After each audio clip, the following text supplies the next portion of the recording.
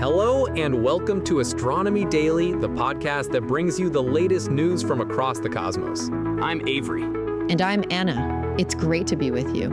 Today's agenda covers a lot, from Europe's new ambitions in space launch to the strange secrets of starquakes near black holes. That's right.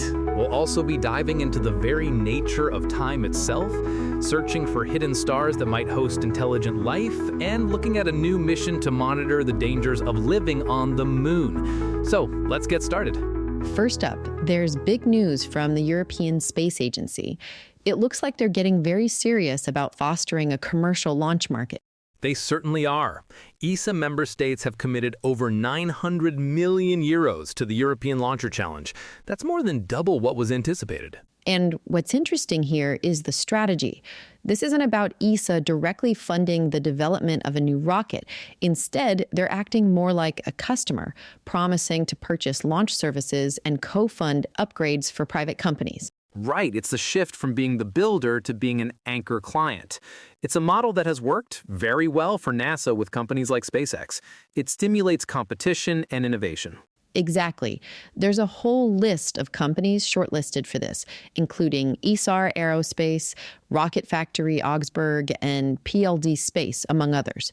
We're seeing major contributions from countries like Germany, Spain, and the UK. So, what's the timeline for this? When can we expect to see these new launch services in action? The plan is to sign framework agreements in 2026, with the goal of seeing launch system demonstrations by 2027. If all goes well, we should see actual missions being flown under this program by 2030. It's a major step towards European autonomy and space access. From launching rockets to listening to stars, our next story is truly fascinating. Scientists are using starquakes to uncover the secrets of dormant black holes, and it's rewriting what we thought we knew. Starquakes? So you mean asteroseismology, studying the oscillations of stars? Precisely. The study focused on two systems, Gaia BH2 and Gaia BH3. Each has a red giant star orbiting a quiet black hole. In the Gaia BH2 system, the starquakes revealed a puzzle. The star appears young, but its chemical composition says it's old. That's a contradiction. How did they explain that? The leading theory is that the red giant is actually the product of two stars that merged into one. This would explain its unusually fast spin rate as well. So it had a dramatic life even before it got captured by the black hole. Incredible. And what about the other system, Gaia BH3? That one presented a different kind of mystery. The red giant in that system is ancient and what we call metal poor.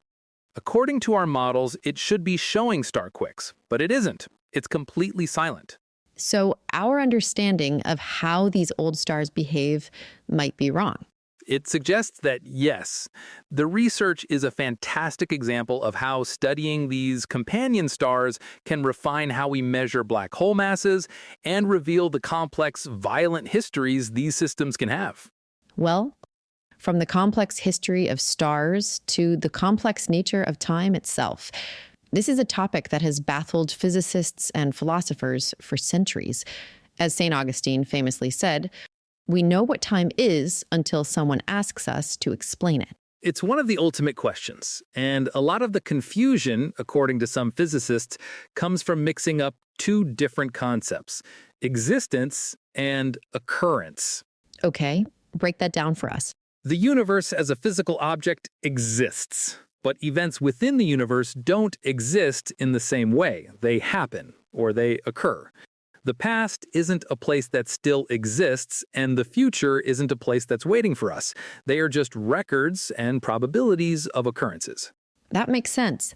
So this helps clarify some old philosophical arguments? It does. Take the ancient Greek philosopher Parmenides, who argued that since we can talk about the past and future, they must exist. This new perspective says that's a fallacy based on that core confusion. The same goes for how we often interpret Einstein's concept of spacetime. Right. People often imagine spacetime as a physical block universe that you could theoretically travel through. Exactly. But it's more useful to think of spacetime as a map of events. The map is a real useful model, but it's not the territory. The map of your city exists, but you can't live in the map. By cleanly separating the existence of the universe from the occurrence of events, the so-called mystery of time becomes much less mysterious. Speaking of searching for things, let's turn our attention to the search for extraterrestrial intelligence, or SETI. A new study suggests we can make our search much more effective by accounting for stars that we've been ignoring. Hidden stars? How can a star be hidden? It's not that they're physically hidden, but they're not the primary targets of our surveys. Think about it. When a radio telescope points at a specific star, its field of view is much wider.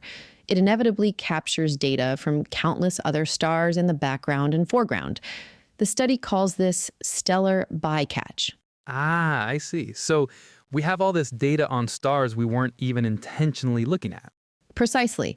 The challenge is knowing which stars are in that bycatch. To solve this, scientists are using something called the Besançon galactic model. It simulates our galaxy's star populations, allowing them to predict which hidden stars are likely in a telescope's field of view at any given time. So this vastly expands the number of stars we're monitoring for technosignatures without needing any new observations or equipment. Yes, and it also helps remove human bias from target selection. Projects like Breakthrough Listen can now apply this method to get a much more comprehensive survey of our galaxy. It's a very clever way to maximize the scientific return from the data we're already collecting. For our final story, we're coming back a little closer to home, to the moon. As nations like China and the US make serious plans for lunar bases, a new mission from Hong Kong aims to monitor a constant threat, things falling from the sky.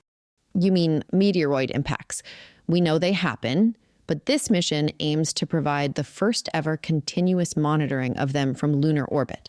That's right. The mission is called WESN, which means moon flashes. It's a lunar orbiter set to launch by 2028. Its primary job will be to watch for the bright flashes caused by meteoroids hitting the lunar surface. And this data is critical. Without an atmosphere to burn them up, even small pebbles can hit with the force of a hand grenade. These impacts pose a very real threat to future lunar infrastructure and, of course, to astronauts. It's a huge engineering and safety challenge. WESN's data will be particularly valuable for China's ambitious plans to establish a lunar research station. What's also notable is that the telescope for the mission is being designed and built in Hong Kong, marking a significant step for the city in space exploration. It will be a great complement to other monitoring efforts, like NASA's Earth-based observations and ESA's proposed LUMIO mission. To truly understand the risks of living on the moon, we need that constant, close-up view. USON promises to deliver just that. And that's all the time we have for today. From commercial rockets to cosmic philosophies, we've covered a lot of ground. We hope you enjoyed the journey. Join us next time for another edition of Astronomy Daily, where we continue to explore the universe one story at a time. Thanks for listening. And one quick plug. For more space and astronomy news and all our back catalog, just visit our website at astronomydaily.io. You can also follow us on social media. Just search for Astro Daily Pod on your favorite platforms. That's it for me. I'm Avery. Clear skies, everyone, and keep looking up.